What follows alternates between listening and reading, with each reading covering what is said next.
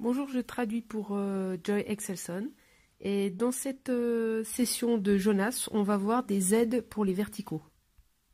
Donc d'abord, on va regarder rapidement le chapitre 1, où Jonas s'enfuit. On voit au verset 2 que Dieu ordonne à Jonas d'aller à Ninive à cause de leur péché, et il voit la méchanceté de l'Assyrie. Et on a cette phrase répétée, c'est loin de la face de l'Éternel. Au chapitre 1, verset 4, chapitre 1, verset 10 et au chapitre 2, verset 5. Mais qu'est-ce que ça veut dire? On a l'impression que Jonas pense qu'il peut échapper à la présence de Dieu, juste en sortant du pays d'Israël. Parce que l'Éternel, sa présence se trouve dans le temple à Jérusalem. Et c'est comme si Jonas pense que si il sort du pays d'Israël, il va échapper à Dieu. Il sait que Dieu a créé toutes choses parce qu'on le voit au chapitre 9, au verset 9 du chapitre 1. Mais c'est comme s'il pense qu'il peut échapper à la présence de Dieu. Ou peut-être qu'il pense que Dieu va appeler quelqu'un d'autre à Ninive. On ne sait pas, mais en tout cas on sait que Jonas a une fausse perception de Dieu. Parce qu'on peut observer ce que Dieu fait au chapitre 1 et au chapitre 2. Par exemple au chapitre 1 verset 4, l'Éternel fit souffler un grand vent sur la mer, et il s'éleva sur la mer à une grande tempête. Et on voit au verset 7 que Dieu a fait tomber le sort sur Jonas. Dans les versets 11 à 13, c'est sous-entendu que c'est Dieu qui provoque la tempête. Et au chapitre 2, verset 1, on voit que c'est Dieu qui envoie un poisson pour avaler Jonas. Et au chapitre 2, verset 11, Dieu parle au poisson qui vomit Jonas. Donc Jonas avait une mauvaise perception de Dieu et c'était quelque chose de très courant à cette époque. Et surtout parmi les païens, les peuples non juifs, ils voyaient leurs dieux comme des dieux territoriaux. Les dieux ne régnaient que sur des régions spécifiques. Et peut-être que Jonas avait cette même perception, que le Dieu d'Israël et de Juda ne régnait que sur ce pays-là. Et donc peut-être qu'il pense qu'il peut échapper à Dieu en quittant le pays et qu'il ne comprend pas que Dieu est partout. Mais au travers de ce livre, on voit que Dieu lui montre qu'il est vraiment partout. Et que la présence de Dieu se trouve même à Ninive. Lorsque vous lisez la fin du chapitre 1, vous pouvez noter les contrastes entre Jonas et les marins. Les marins sont des païens, des non-juifs, ils adorent d'autres dieux. Et pourtant, ils font ce que Jonas aurait dû faire. Et c'est assez ironique que le fait qu'un vrai prophète de Dieu, comme Jonas était, il semble ne pas craindre Dieu, il ne lui obéit pas. Il ne prie même pas, alors que ces marins sont des païens et ils prient le Dieu d'Israël alors qu'ils ne le connaissent même pas.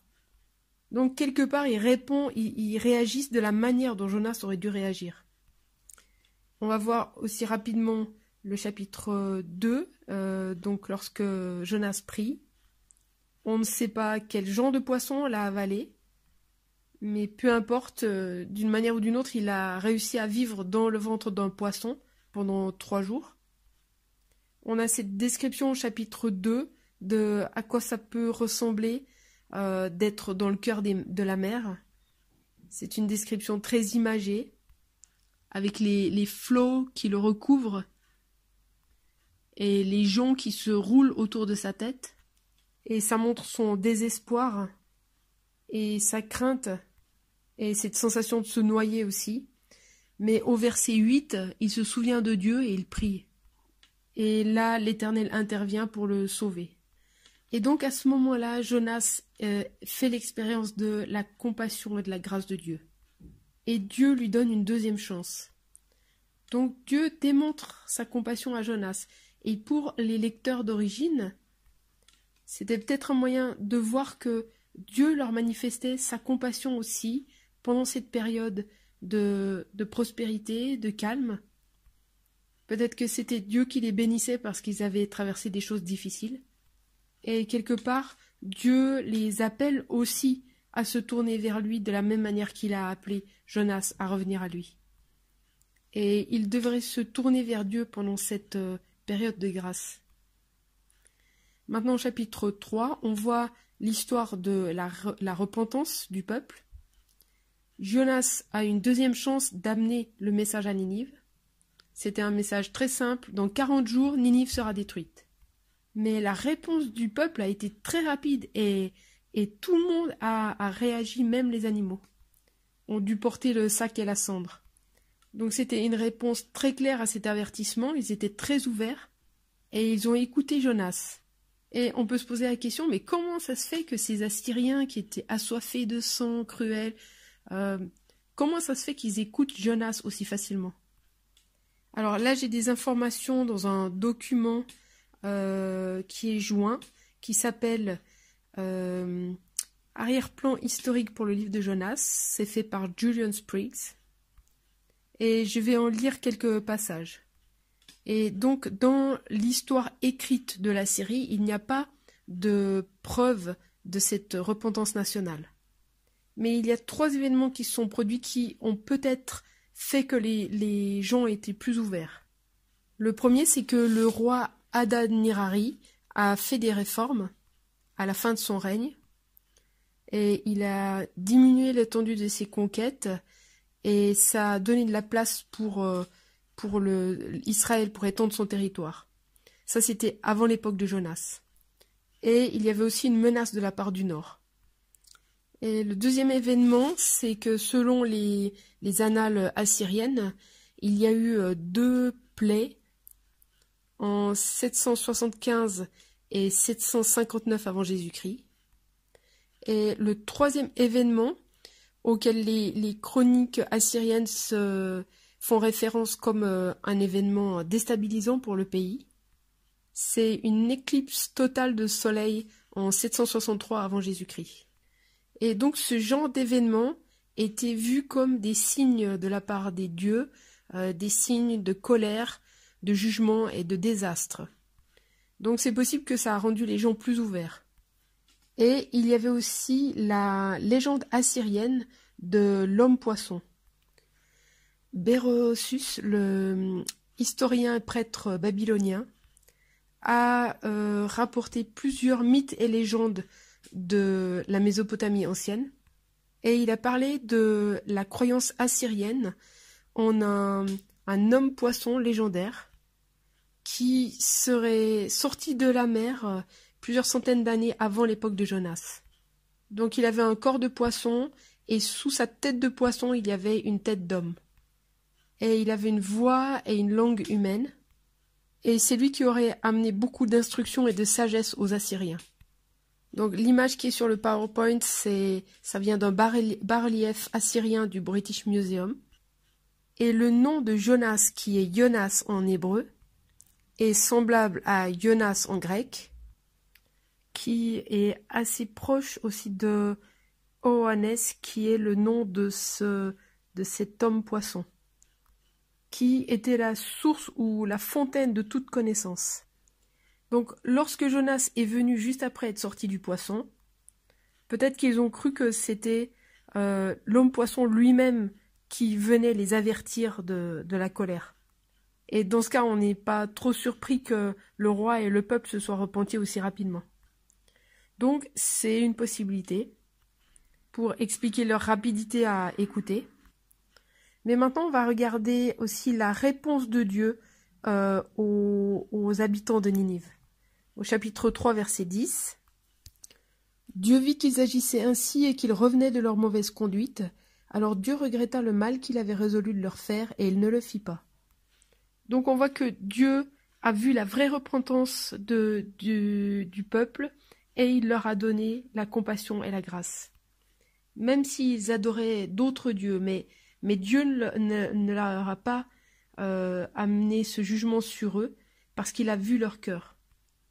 Et les lecteurs d'origine ont peut-être ont dû être choqués en fait de voir la réaction de Dieu à la repentance des Assyriens. Mais Dieu voulait leur montrer qu'il était le Dieu qui peut travailler même auprès des païens, des étrangers. du fait qu'ils s'étaient repentis rapidement, et même s'ils étaient encore dans l'idolâtrie, en fait, le jugement complet arriverait plus tard. Mais Dieu voulait aussi défier les lecteurs d'origine de se détourner eux-mêmes de leur dureté de cœur et de leur propre idolâtrie et de se repentir. Parce que le jugement arrivait pour eux aussi, mais ça pouvait être reporté s'ils se repentaient. Et maintenant, on arrive au chapitre 4 où on voit la colère de Jonas. Donc c'est la réaction de Jonas à la compassion de Dieu. Donc on va regarder chapitre 4, verset 1. « Cela fut très mal pris par Jonas qui se fâcha. » Et donc là, on voit que Jonas est vraiment vexé. On peut imaginer qu'il dit « Mais Dieu, comment t'as osé faire un truc pareil ?» Et on voit ce qu'a dû être la réponse de Dieu dans le verset 2, quand Jonas dit « Ah Éternel, n'est-ce pas ce que je disais quand j'étais encore dans mon pays? C'est ce que je voulais prévenir en fuyant à Tarsis, car je savais que tu es un Dieu qui fait grâce et qui est compatissant, lent à la colère et riche en bienveillance, et qui regrette le mal. » Donc là, Jonas parle du caractère de Dieu en s'inspirant d'Exode 34, versets 6 et 7. Et Jonas aurait préféré mourir que de voir la compassion de Dieu manifestée aux ennemis d'Israël. Donc c'est assez ironique de penser que Jonas a bénéficié de la grâce de Dieu quand il était dans le poisson, et là il veut mourir parce que Dieu a montré sa compassion aux ennemis d'Israël. Et il est frustré et choqué que Dieu manifeste aussi rapidement sa compassion. Il pense qu'il ne mérite pas la grâce de Dieu parce qu'ils servent des idoles. Et comment est-ce que Dieu répond au verset 4, il dit « Fais-tu bien de te fâcher ?» Donc Jonas ne répond rien à Dieu, mais simplement il sort de la ville et il attend le jugement de Dieu. C'est comme s'il espère que le jugement est juste reporté, ou plutôt qu'il ne va pas être reporté. Il est intéressant de noter la répétition de ce que Dieu fait intervenir. Au verset 6, Dieu fait intervenir un ricin, au verset 7, un ver, et au verset 8, un vent. Et l'idée ici, c'est que Dieu pourvoit à ces choses et ça montre sa souveraineté. Dieu se préoccupe encore de Jonas puisqu'il pourvoit à une plante pour lui, mais il veut lui montrer encore plus de sa compassion. Et Jonas est tellement content de son ricin et il attend à l'ombre pour voir le jugement arriver. Ensuite, le ver arrive, la plante meurt. Ensuite, le vent arrive et lui, il se retrouve désespéré et il veut de nouveau mourir. On va lire les versets 9 à 11. Dieu dit à Jonas, « Fais-tu bien de te fâcher à cause du ricin ?» Il répondit, « Je fais bien de me fâcher jusqu'à la mort. » Et l'Éternel dit, « Toi, tu as pitié du ricin qui ne t'a coûté aucune peine et que tu n'as pas fait grandir, qui est né dans une nuit et qui a péri dans une nuit. Et moi, je n'aurai pas pitié de Ninive, la grande ville, dans laquelle se trouvent plus de 120 000 êtres humains qui ne savent pas distinguer leur droite de leur gauche et des bêtes en grand nombre. » Et donc on voit ici que Dieu revient à la question qu'il avait posée au verset 4 et il termine avec une question rhétorique. Et Jonas répond toujours en colère, même jusqu'à la mort. Donc Jonas avait tellement de compassion pour sa plante qui est morte, mais il n'a aucune compassion pour les Assyriens. Mais Dieu a beaucoup de compassion pour les gens. Le fait que le ricin a grandi, c'était la grâce de Dieu, Jonas n'a rien fait pour ça. Donc il aurait dû comprendre la grâce de Dieu sur un autre niveau. C'est que Dieu s'inquiète plus des gens que des plantes. Et cette expression qui dit qu'ils ne savent pas distinguer leur droite de leur gauche, c'est peut-être qu'ils ne savent pas ce qui est juste et ce qui est faux. Et on voit que Dieu s'inquiète même des animaux, puisqu'il mentionne des bêtes en grand nombre au verset 11. Et là, on n'a pas de réponse de Jonas, c'est le silence. Et là, on voit vraiment le contraste entre le caractère et l'attitude de Dieu et celle de Jonas. La réaction de colère et de frustration de Jonas est vraiment accentuée dans ce chapitre, même qu'il veut même mourir. Et ça montre vraiment son égoïsme, ça montre qu'il ne se préoccupe que de son propre confort. plutôt que de se préoccuper de ces foules de personnes dans Ninive. Et ce passage donne une compréhension beaucoup plus large de la compassion de Dieu pour les gens. Dieu a de la compassion pour tous les peuples, et chaque personne de Ninive, et même les animaux. Et il a cette même compassion et grâce par rapport à Jonas.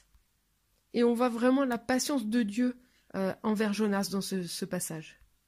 En fait, au fil du temps, Israël avait développé cette idée que les païens n'étaient pas seulement leurs ennemis, mais aussi les ennemis de Dieu, et qu'ils ne pouvaient pas échapper au jugement. Mais le livre de Jonas montre aux lecteurs d'origine à quel point Dieu veut vraiment atteindre tous les peuples de la terre. Et tous peuvent recevoir la compassion de Dieu. Cette attitude de Jonas de vouloir fuir Dieu pour éviter que les païens puissent être pardonnés montre l'état d'esprit des lecteurs d'origine à cette époque et de leurs préjugés contre les autres peuples, les non-juifs. Les juifs étaient très fiers qu'ils étaient le peuple élu, et ils ont perdu de vue leur appel que Dieu les appelait à être eux-mêmes la lumière pour les nations. Ils sont comme Jonas, ils sont contents de la grâce de Dieu pour eux-mêmes, mais ils ne veulent pas que ça soit partagé avec leurs ennemis. Donc au travers de ce livre, on voit que Dieu a le droit de montrer sa compassion à tout ce qu'il a créé, parce que c'est dans son caractère et dans sa nature. Donc la raison pour laquelle ce livre a été écrit, c'était pour montrer l'étendue de la grâce de Dieu et le fait que le message du salut est pour tous. Et pour en tirer une application, nous aussi, on peut être aussi tellement reconnaissant pour la grâce que Dieu a pour nous, mais on ne cherche pas forcément à l'étendre à d'autres personnes. Ou peut-être qu'on pense qu'on n'a pas de problème d'orgueil ou de préjugés dans nos vies. Mais je crois que Dieu voudrait qu'on prenne le temps de prier par rapport à ça et de réfléchir par rapport à ça. Quand je réfléchissais à cette application, je me disais, mais qui sont nos pires ennemis dans le monde aujourd'hui? Et j'ai pensé peut-être aux terroristes. Maintenant, quand on va dans un aéroport, on doit faire des files pour vérifier les sacs, enlever les chaussures. Et ça nous complique la vie et on est impatient. Et aussi, il y a toutes ces situations où des chrétiens sont tués par des terroristes dans d'autres pays. Et c'est vrai que ces gens ont des comportements horribles aussi, comme les Assyriens. Mais est-ce qu'on prie pour leur salut? Est-ce qu'on prie pour qu'ils puissent aussi recevoir la compassion de Dieu? Est-ce qu'on pense qu'ils méritent autant la grâce de Dieu que nous? Donc on doit examiner nos cœurs et aussi prier pour ces personnes, pour que Dieu puisse aussi leur montrer sa grâce.